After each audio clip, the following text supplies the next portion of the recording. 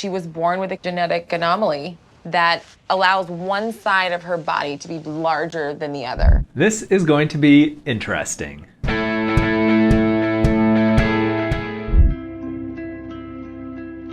You have her normal foot on the left side, and her right foot is almost 3 times as large. And then you have the extra bony growth, the extra skin, the deformed toes. So this is some type of hemihypertrophy, where one side of the body is larger than another. Another name for this is mosaicism. There's a couple of different ways that this can happen.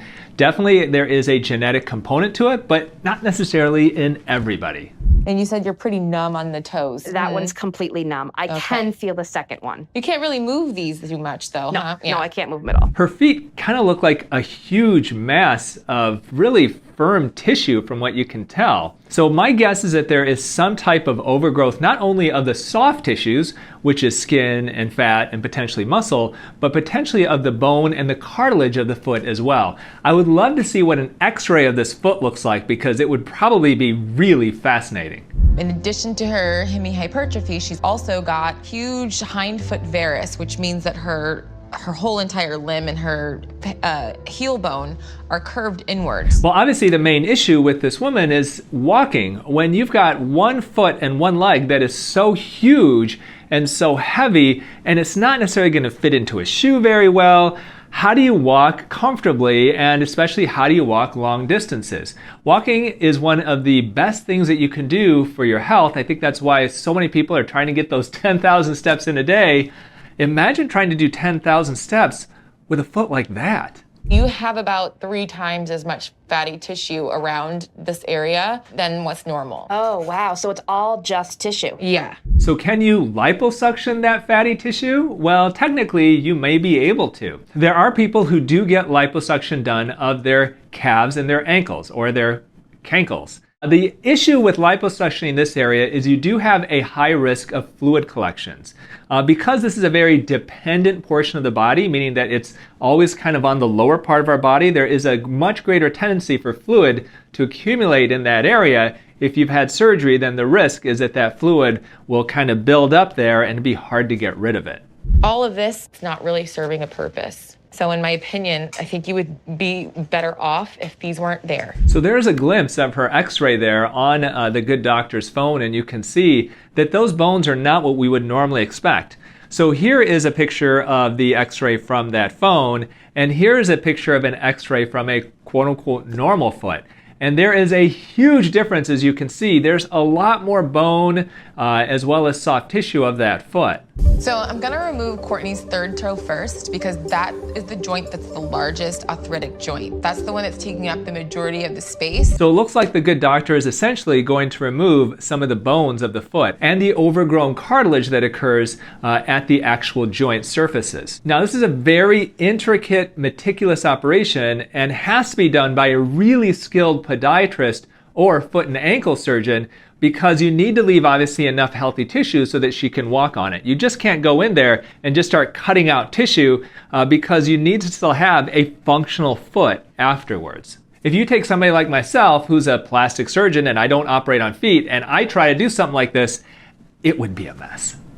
So if you look at the X-ray, do you see how much bone that's in there? That's what I'm running into. So it looks like she is going to carve and essentially drill through some of that extra bone that has developed in those arthritic joints. This could be a very tedious process, and it could be a very bloody one as well. These are 2 of the most arthritic joints that I've ever seen in someone's body. So what's going on with her arthritis at these joints is that those joint surfaces are rubbing against each other. By doing that chronically over and over and over again, and with her condition, it's creating actually overgrowth of the bone and cartilage of that area. So the good doctor is going to go ahead and try to remove some of that overgrowth of tissue, of that hard, bony, and cartilaginous tissue, to see if she can essentially debulk the foot and hopefully make it fit into a nice shoe. Essentially, it's creating a lipoma, which is a ball of fat, a fat tumor. So that's something I wouldn't necessarily expect in this situation. And on the X-ray, it looked like she just had extra subcutaneous fat, which is fat that's below the skin and above the muscle area, all the way around that foot and that leg. But apparently this is more of a lipoma, which essentially is a fatty growth that is more encapsulated. You may have friends of yours or yourself, you may have a lipoma, which is just like a soft little growth that you can see at different parts of your body. The good thing about lipomas is that they are benign. They don't turn into cancer or anything like that. Insurances do pay to have them removed. I've removed a lot of lipomas over the last 20 years, and the main danger of it is that they can just keep growing bigger and bigger. Now, in general, you don't want to liposuction a lipoma because the cells of that lipoma keep growing. You can liposuction it, but if you don't get all of it out, which essentially you're not going to, then that lipoma can continue to grow. And insurances don't pay to liposuction it anyway. So what is the weight total? So we took about 2 pounds off of her. 2 pounds of bone and fat. So is 2 pounds of tissue a lot to take off of a patient? Well, when we do breast reduction surgery, so we take somebody who has, let's say, triple D cut breasts or larger, and we reduce them, typically insurances will pay if you remove at least 1 pound or so off of each side. So taking 2 pounds, which is what we would remove in an average breast reduction in total, just off of 1 foot and 1 lower leg, that is a lot of tissue. Right now, I'm gonna do my follow-up with Courtney Cox. She did get infected. As a result, there was a debridement that was necessary of the actual surgical site. So what does a debridement mean? So her wound apparently got infected, most likely some of that incision opened up, and then debridement is when you essentially cut out tissue that is unhealthy. Now, when you are removing such a huge mass like a lipoma from her leg, it's possible that some of the skin around it just wasn't all that healthy because so much of tissue was removed from around it, like blood vessels.